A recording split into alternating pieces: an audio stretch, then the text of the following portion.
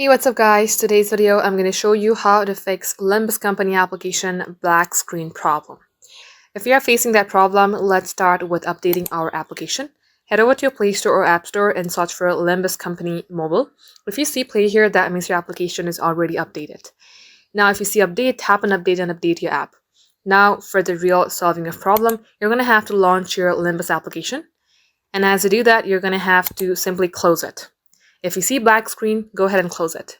Repeat this 10 times, exactly 10 times. So the first step is launching your app. If you see black screen, close it, and also clear it from your recent tabs.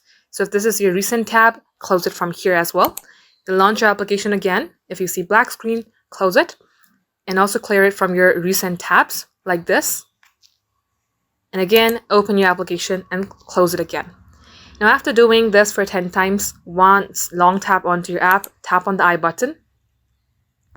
Here tap on storage, clear the cache, restart your device, and as you do that, launch your application and it should hopefully fix your problem.